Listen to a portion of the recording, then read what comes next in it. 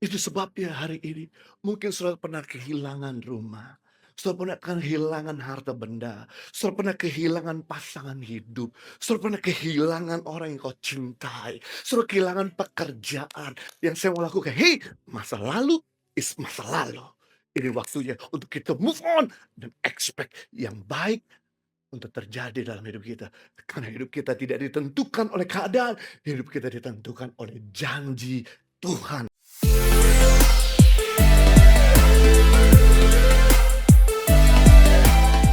Amsal pasal 29 ayat 18. Apa yang terjadi kalau saudara nggak punya pengharapan? Amsal 29 ayat 18, bila tidak ada pengharapan, bila tidak ada wahyu, bila tidak ada visi, bila tidak ada imajinasi, menjadi liarlah rakyat. Berbagai orang yang berpegang pada hukum.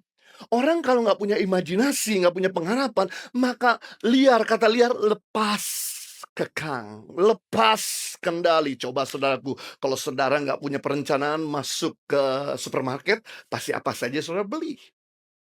Kalau saudara pergi ke shopping mall, nggak punya ekspektasi, apa yang saudara lakukan, pasti saudara akan beli segala sesuatu. Itu sebabnya kita perlu punya yang namanya ekspektasi supaya hidup kita nggak liar. Ingat kita punya waktu terbatas, tenaga terbatas, harta terbatas. Jangan habiskan yang terbatas ini untuk menyia-nyiakan waktumu, tenagamu, dan hartamu. Tapi pakai yang terbatas ini untuk mencapai goal. Apa yang kamu harap? Dan ingat, kalau Anda nggak punya pengharapan, Anda akan hidup ini mengalir. Dan ingat, air itu mengalir dari tempat tinggi ke tempat yang rendah. Berarti kalau Anda nggak punya pengharapan, maka hidupmu, kesehatanmu, keuanganmu, pernikahanmu akan mengalami yaitu penurunan kualitas. Dan orang yang tidak punya pengharapan akan kembali lagi kepada masa lalunya. Kenapa kita seringkali jatuh dalam dosa yang sama? Kenapa seringkali kita melakukan kesalahan yang sama? Karena kita nggak punya ekspektasi untuk hidup lebih baik, untuk kita maju. Makanya kita mengulang kehidupan yang lama. Seperti Petrus contohnya. Begitu dia menyangkal Yesus 3 kali, ayam berkokok, kemudian Yesus melihat Petrus, itu perasaan bersalah tingkat dewa masuk di dalam hati Petrus, maka dia kehilangan pengharapan. Untungnya nggak seperti Yudas. Begitu kehilangan pengharapan, dia gantung diri dan mati. Yang dilakukan sama Petrus, dia meninggalkan pelayanannya, dia kembali kepada masa lalunya, menjadi seorang nelayan. Padahal pekerjaan menjadi seorang nelayan, dia sudah tinggalkan 3,5 tahun yang lalu. Kita bisa melihat, ketika seseorang tidak punya ekspektasi, dia akan kembali kepada masa lalunya. Tapi kalau seseorang punya ekspektasi, dia akan move on. Dia akan bikin hidup ini lebih baik. Sebagai contoh, saya bersama istri tahun 96 udah pindah ke Australia bersama dengan orang tua saya dan 3 adik kandung saya.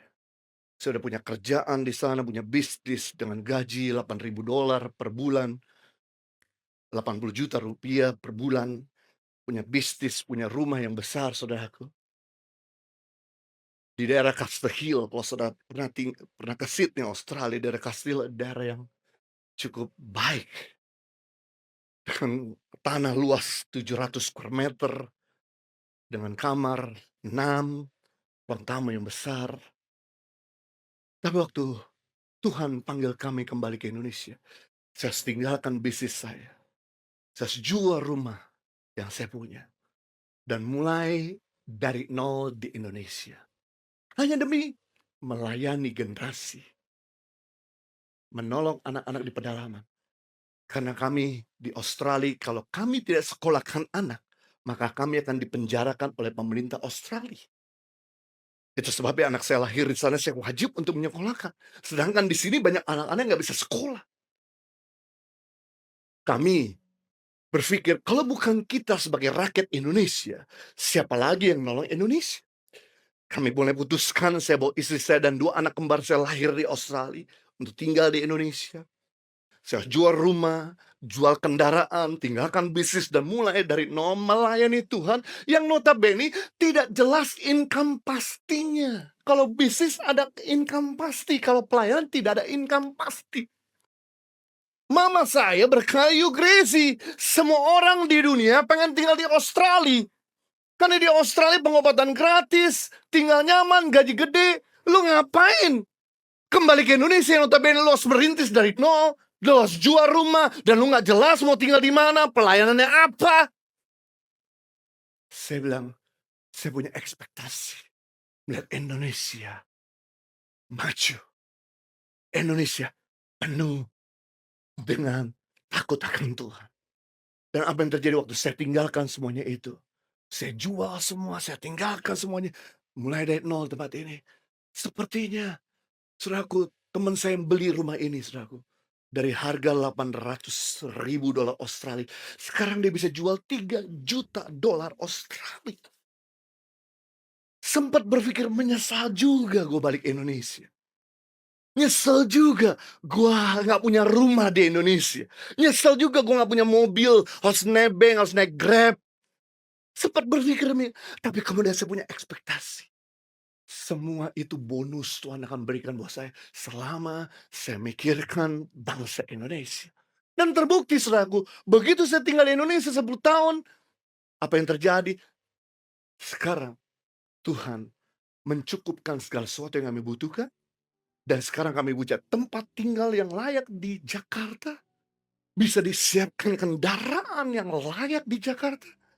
Dan waktu orang tua saya balik ke Jakarta, stay di rumah saya, dia berkata, yes. Mama baru tahu, ternyata kamu gak salah kembali ke Indonesia. Kok bisa? Tuhan kembalikan semua yang telah pergi di Australia, Tuhan berikan semua itu di Indonesia. Saya bilang, Ma, saya punya pengharapan berdasarkan firman Tuhan. Selama saya cari kerajaan Allah dan kebenaran, Tuhan akan tambahkan. Itu sebabnya hari ini mungkin saudara pernah kehilangan rumah. Saudara pernah kehilangan harta benda. Saudara pernah kehilangan pasangan hidup. Saudara pernah kehilangan orang yang kau cintai. Saudara kehilangan pekerjaan. Yang saya mau lakukan, hey, masa lalu is masa lalu. Ini waktunya untuk kita move on dan expect yang baik untuk terjadi dalam hidup kita. Karena hidup kita tidak ditentukan oleh keadaan. Hidup kita ditentukan oleh janji Tuhan. Beri tepuk tangan yang meriah buat Raja.